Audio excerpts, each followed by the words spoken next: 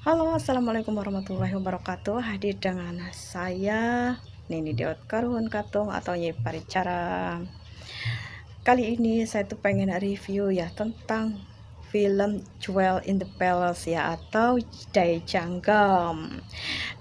Film Korea yang paling saya sukai yaitu Daejanggam. Untuk lainnya sih saya tidak mengikuti ya karena ya orang tua mah biasalah penuh dengan kesibukan. Kalau penonton TV itu kalah sama anak-anak gitu, sama Upin Ipin.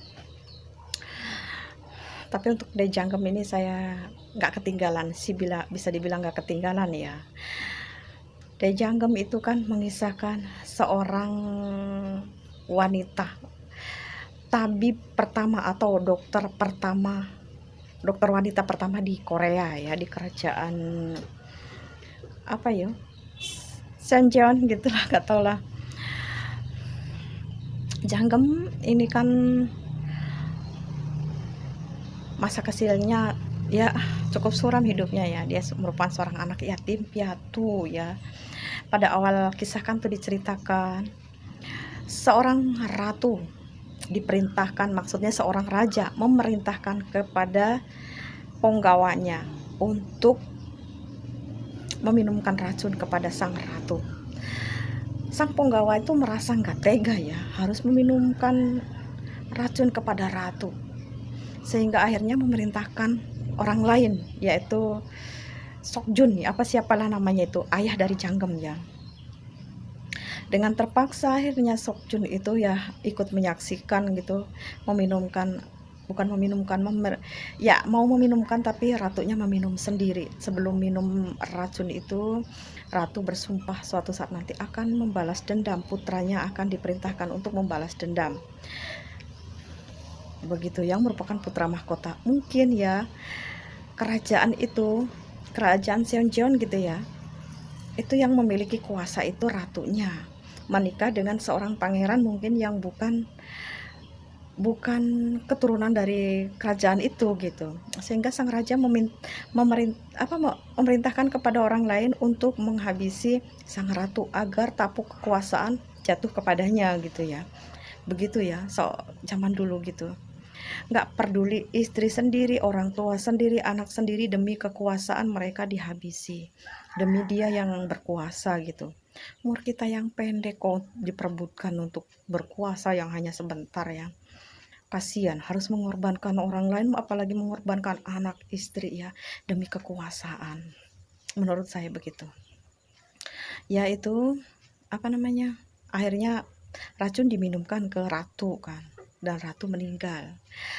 Seorang pengawal putra mahkota kan, Sukjon itu pengawal putra mahkota, merupakan pengawal dari anaknya gitu.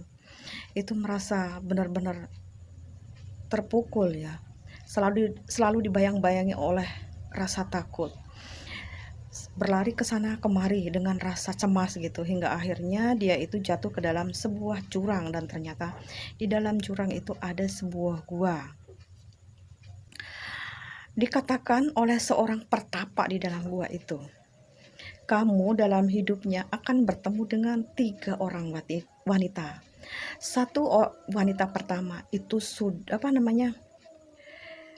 sekarat karena kamu, jadi meninggal di hadapanmu gitu, meninggal karena kamu gitu.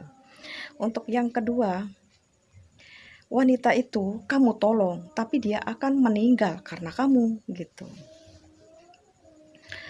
Terus untuk yang ketiga, dia akan menyebabkan kamu meninggal. Tapi dia penolong banyak orang, menyelamatkan banyak orang gitu. Terus bagaimana itu, bertanya kan, Sokjun itu bertanya kepada Pertapa Sakti, bagaimana caranya agar saya tidak bertemu dengan wanita yang ketiga, bisa menghindari wanita yang ketiga, karena wanita yang ketiga itu menyebabkan dia meninggal kan.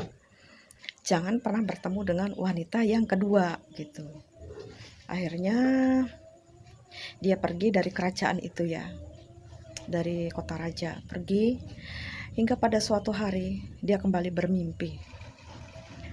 bermimpi tentang bayang-bayang dari kakek itu ya, tentang ramalan kakek. Dan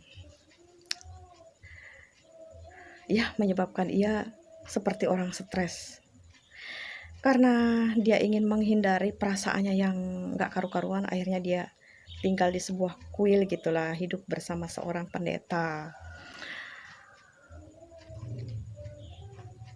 Dia ingat sebelum kakek dari dalam gua itu menghilang, dia itu diberi ada 3 lembar kertas, yaitu kertas yang pertama itu menunjukkan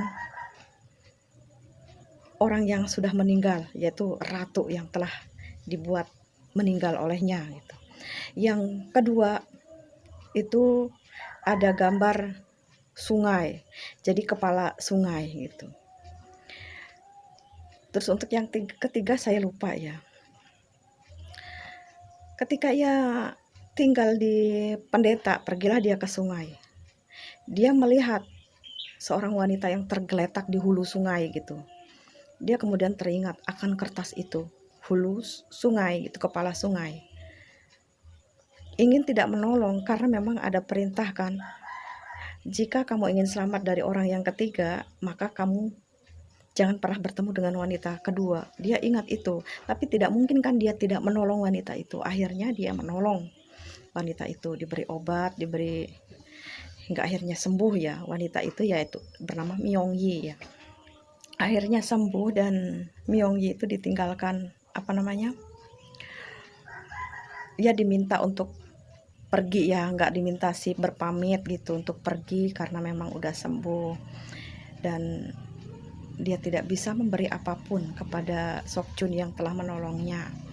Myongyi pergi entah kemana ya, hanya mengikuti langkah kaki, tidur saja di hutan gitu. Dan Sokjun itu merasa kasihan ya, dia hanya mengikuti saja dari belakang. Dan tidak berani mendekat. Hingga pada akhirnya Myongyi itu tiba di suatu tempat gitu, kelaparan. Dia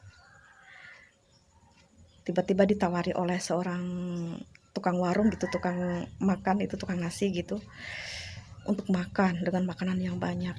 Myongyi bilang, saya tidak punya uang, ada yang sudah mentraktirmu makanan. Kemudian dia sadar kalau yang mentraktirnya adalah Sokjun. Dan selanjutnya begitu juga ya, digoda oleh laki-laki. Tiba-tiba Sokjun datang dan menolong Myongyi gitu. Myongyi yang merasa berhutang budi begitu banyak kepada Sokjun, akhirnya dia menawarkan diri ya, saya akan hidup dan mati bersamamu gitu. Tapi Sokjun tuh menolak. Kamu akan meninggal jika ikut dengan saya, katanya, meskipun saya telah menolongmu, karena ada ramalan untuk saya, kamu tuh akan meninggal jika hidup dengan saya. Akhirnya ditinggalkan lagi oleh Sokjun. Myongyi yang hanya sendirian, hanya mematung ya di seberang sungai gitu, karena ingin ikut tapi tidak diperbolehkan oleh Sokjun. Sokjun yang merasa kasihan melihat Myongyi yang hanya mematung di tepian sungai gitu, akhirnya kembali dan menggandeng Myongyi. Akhirnya mereka berdua pun menikah ya, dan memiliki anak yang diberi nama Janggem. Kisahnya cukup sampai di sini aja ya, gak bisa banyak-banyak, lama banget saya melihat film ini ya, cukup terharu dan pengen nangis sih. Kisahnya itu menyedihkan banget menurut saya. Ya cukup sekian, esok disambung lagi ya. Mohon maaf jika terdapat banyak kesalahan. Nantikan lagi video dari Nini Dewot selanjutnya. Wassalamualaikum warahmatullahi wabarakatuh.